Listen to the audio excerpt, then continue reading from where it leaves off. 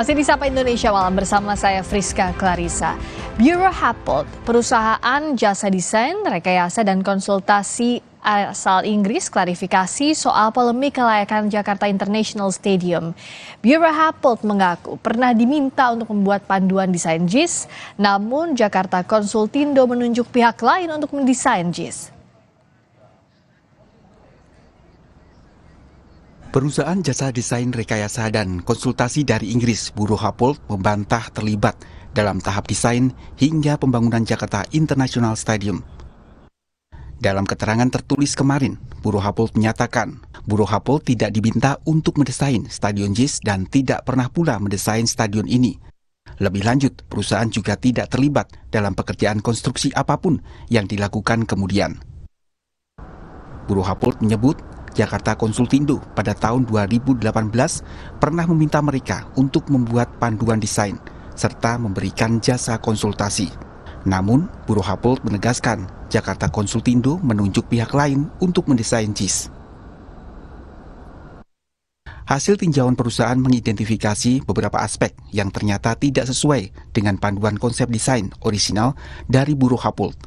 Temuan ini telah disampaikan oleh Bureau Happold dalam surat terpisah.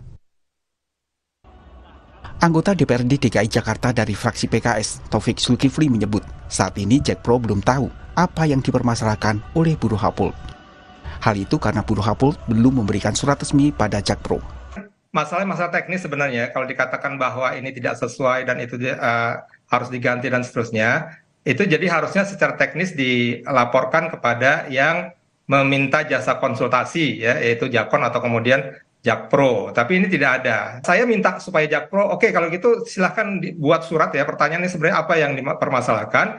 Nah mereka agak meraba-raba, mereka bilang memang kalau rekomendasi dari Bureau Happold antara lain adalah bagaimana membuat sebuah stadion itu inklusif. Ya, kan meraba-raba artinya apa sih yang dimasalahkan oleh Bureau Happold apa gitu ya. Jadi Anggota DPRD DKI Jakarta dari fraksi PDI Perjuangan Gilbert Simanjuntak menegaskan, JIS harus diperbaiki karena keberadaannya sangat dibutuhkan. Saya kira upaya untuk memperbaiki JIS harus disambut dengan positif, jangan dihalang-halangi, jangan mengatakan bahwa ini bukan milik pemerintah pusat, karena jelas kita butuh. Dan ini kan stadion yang tidak pernah dimanfaatkan secara resmi kan. Bahwa JIS ini kemudian diperlukan, betul sangat diperlukan, perlu diperbaiki betul. Masalah dana dari mana kita tidak persoalkan. Tapi yang jelas DKI tidak akan mampu untuk saat ini menyelesaikan persoalan yang ditinggalkan oleh gubernur yang lalu. Menjadi salah satu kandidat stadion untuk Piala Dunia U17, Jakarta International Stadium dinilai belum memenuhi standar FIFA, terutama terkait lahan parkir dan akses. Pemerintah pun memutuskan untuk merenovasi JIS. Ketua Umum PSSI Erick Thohir menyatakan renovasi JIS dilakukan untuk perbaikan sepak bola Indonesia dan tidak dalam konteks politik. Ya, bersatu dan menunjukkan kepada dunia kita bisa gitu. Jangan gagal terus. Nah, saya berharap ini perdebatan yang ya tidak bermanfaat. Ya, dan kita di sini PSSI, saya sendiri menjamin ya bahwa kita ingin melakukan hal-hal perbaikan sepak bola tidak dalam konteks ya politik. Ini benar-benar niat baik bersama-sama kita ingin memperbaiki. Sebelumnya, Pemprov DKI Jakarta juga sudah mulai membenahi kawasan JIS. Akses jalan sekitar Waduk Cincin diperbaiki untuk mempermudah akses masuk dan keluar dari JIS.